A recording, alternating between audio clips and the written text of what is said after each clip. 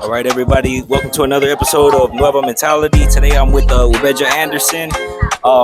We go way back to when he was a district manager for Western Beverages, and now he is the owner of... It's a Bettasnack truck. A Bettasnack truck. So first question, Ubeja, how did you come up with the idea to start this snack truck?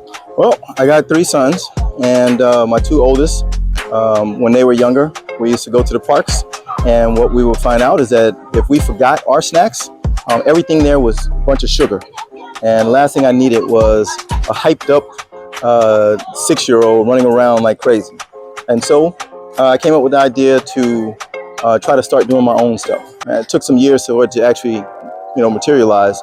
But here we are today. And again, same concept. We try to give parents an option of some sugary popsicle or some snacks that don't have as much sugar to it. So some examples of a non-sugar snack.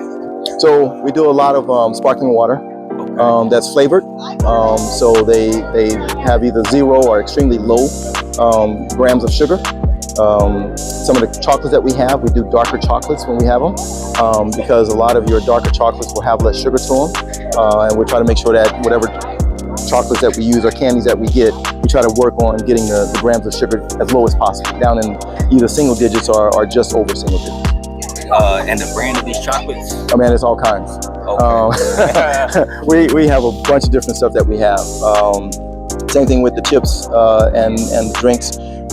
We try to work with some small vendors on some things that people haven't heard of, but that they can still get some value out of it. And just try, again, stick with the same concept of lower sugars, try to keep the sodium down on some of the snacks, and just try to make it something baked versus something fried.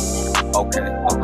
So whenever you started this truck, you I guess before your kids, did you always have this idea that you wanted to be an entrepreneur? Oh yeah. So this is not the first thing that I've done. Oh really? No, okay. no. Can you give us some examples of what you have tried? So my oldest son is 27. Okay. My youngest son is 1. Oh yes, a big gap. So when my oldest son was about 3, me and my ex-wife had a coffee shop in Louisiana. Oh wow. We had done that for a few years. That went really well. It's just that going back to a small town, coming from Houston, it got to the point to where I was kind of miserable. Oh, really? We had a lot of fun in the coffee shop. The local college, a branch of LSU, was there, and they would come and hold classes inside the coffee shop. We've done poetry readings. We did music recordings with some artists. We had a lot of stuff that we had going on. But once the shop was closed, it was like, okay, what do we do now? So that was one of the first things that I did. I also... What was the profit like in that coffee shop? Were you making a profit? Oh, I was making a profit, yes. Oh. It was tough like the first couple months, but once people start realizing, because we were on the main highway that went through town, once people realized what we were doing, some of the fun things that we were doing, people came out in droves. And I mean, there were times when one of the college professors would bring their whole class in, and people would come in and couldn't sit down because we had no more chairs. Wow, okay. And this was, like I said, 24 years ago. 24 years ago. I'm going to have to talk business adventures have you been on? Just some events in Houston and in Louisiana, where we were doing things for kids. We did some yoga events. We did some little parties. We did some water gun fights for kids in the summertime when it was hot. We did some giveaways, all kinds of stuff. Right. So this truck, how much did it cost to get this truck? So I am pretty handy. Okay. My grandfather was very handy. And between him and my father, they made sure that we learned how to use tools. So when I bought this truck, the guy was using it for a mobile mechanic truck. So there was no window to it. Wow. It was completely black on the ground. So I had to clean all that up. You could barely see white anywhere inside of the trailer whatsoever. And I cut the window out. I ran the wires for the speakers. They're not on right now, but I ran the wires for the speakers. When I went to go get it inspected, they was like, hey, you need a light up at the top. So I had to run some wires to get a light at the top. So it probably cost me $5,000. $5,000. Because a truck like this off a lot would cost about what, $20,000. Yeah, I just went and got an old truck. It runs well. It's not a speed demon or nothing whatsoever, but it runs well, gets me to and fro. And at some point, we'll switch out and get another truck. But for right now, this one's running. Yeah, it has enough storage space.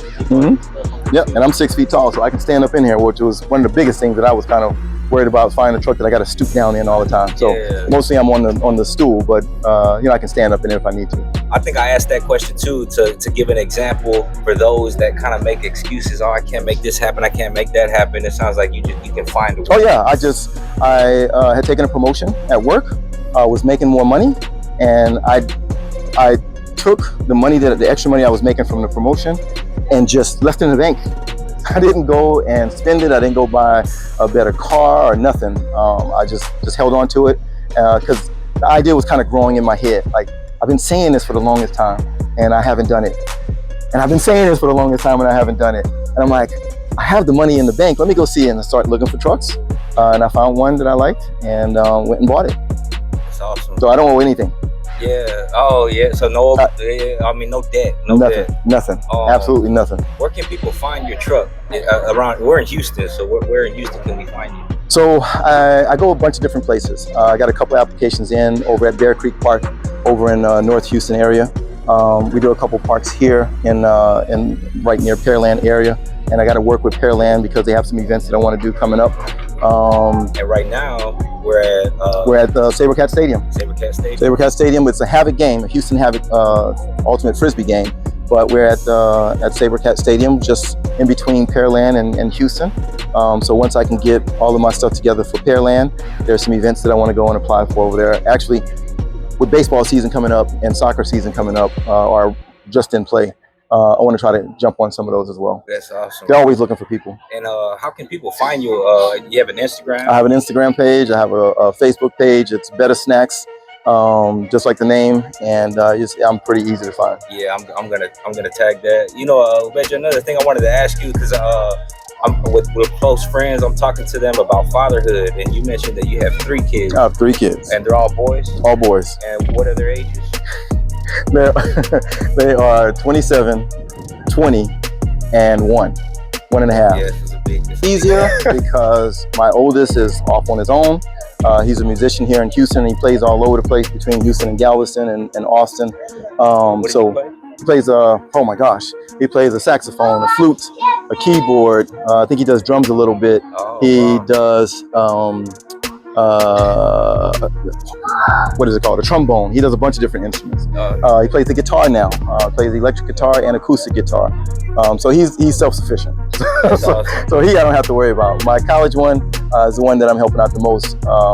He in the dorms over at North Texas, over in Dallas, and sending him money and helping him out. He's actually here working tonight. And then I have my little one who, outside of formula and diapers, is not a whole lot more that he really wants. Every time I'm off, I make sure that he is there because that's how I was with my first 2. When we had the coffee shop, my oldest at the time was young, and he would come to the coffee shop and he was there. He sat quietly and usually colored or something like that, but he was there. And we would talk about it, and he would watch some of the events that would go on. My middle son got a chance to see me do some of the other events and be a part of it, and he's a part of this one here today. And with my little one, when I'm off of work, and the attention goes to him. I have been in Houston for quite a while. I transferred when I was in college. I ran track and transferred from University of Florida to University of Houston. So I'd been in Houston for several years before we went to Louisiana, and just going back to a small town of 10, 12,000 people, as opposed to being in a town of several million and surrounding areas that, some of the suburb cities is 10 times bigger than my hometown. It just wasn't the same. It just wasn't the same. There wasn't the events to go on. There wasn't the parks and stuff to go to. There wasn't festivals happening. There were festivals, but it wasn't things that we had done, So for entrepreneurship, would you say Houston is a good city? Definitely. Is very business friendly, small business friendly. People come out and support. When they see you, they come out and say hi or come and purchase a product. Houston is a good city. But again, it's another episode of Nueva Mentality. I'm